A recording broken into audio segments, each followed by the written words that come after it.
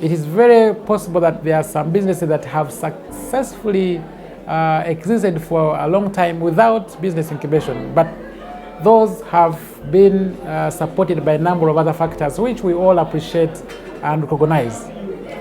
But once you are interested in a number of these business incubation programs, it is always good that you look out for those business incubators that are in your line.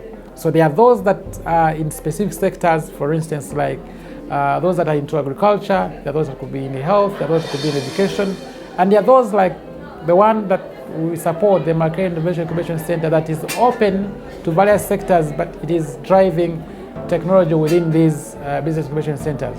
So the programs that are available are programs that may be tailored to what you're looking out for. I can give an example. Some come to a business incubator and they're interested in product development. And so focus is all put on how you can come up with a better or a good product that is on demand in the market. Or you could actually be coming into a business incubator and for you, your interest is in accessing investment or capital or funding. And that will be a program dedicated to that. You could be thinking about on growth. So yours is that you have validated your product, you have a bit of traction out there, and for you want to be supported on how you can grow. So you eventually get into a program like the growth management program. Or it could be that you want to just be accelerated one or the other. So you need operations, and so you come into an incubator like MIC is basically reducing on your costs of operations. So you're able to get space and then you can operate from an incubator so that as you gain more traction and get more clients, you can actually save some bit of money that you would have used on either rent or machinery, and you save that for your other business processes. It could also be about branding and marketing and packaging and all that. And so you want to use a business incubator that can specifically put into that program. And there are also a few other programs that can favor those who are not at that level, those who may be under pre-incubation. So maybe you want to be supported around ideation, around visualization, around validating your idea, maybe prototyping. And so these different stages are always available for most of these incubators. But yes, you're coming at a level where you need to be supported on ideation, so that is pre-incubation, or you already have an idea that has been validated with probably maybe an MVP, a minimum viable product, that you want to actually just start validating out there. So the incubator supports you on the right process, on the right procedures to go to, especially when you want to get into the market.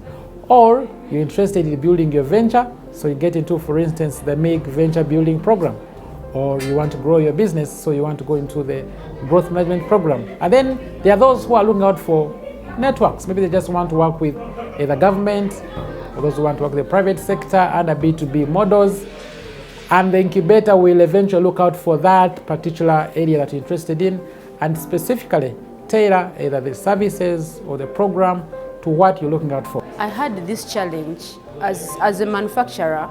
You always think, I know how to do my product, I can make it right, I can manufacture, but in actual sense, it is until you make a step to joining a hub that you realize you had so many challenges that you couldn't answer. One of the biggest challenges I had was to translate what I'm doing into financial terms. You could be good at producing, you have a very good product, actually you know that this is a good product, you actually sell it, but you cannot understand the financials attached to it until you join a hub like MIG, for example. So I thank MIG for helping me solving that problem that was a challenge.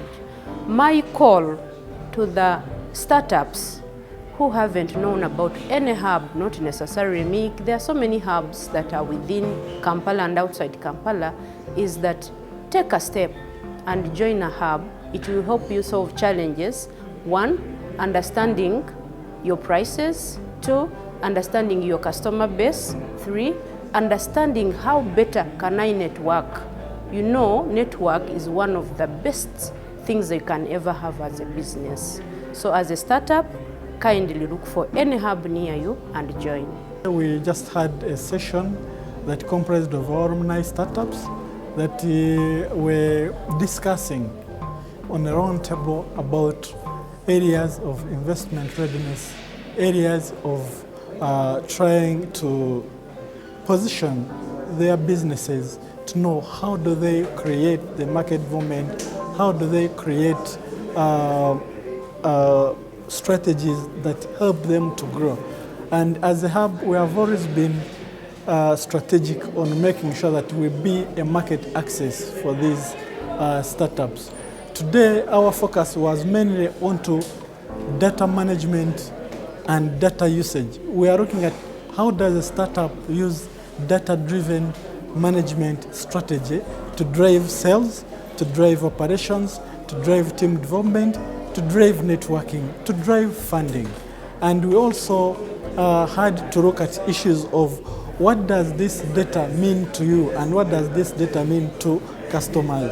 So for us as a hub, we are actually trying to make sure that whatever tailored support that we give to startups is actually addressing certain challenges. And we believe that with our structured programs, we are able to fully push and be key ecosystem players in the entrepreneurship of this country and also contribute to the economic agenda of the government.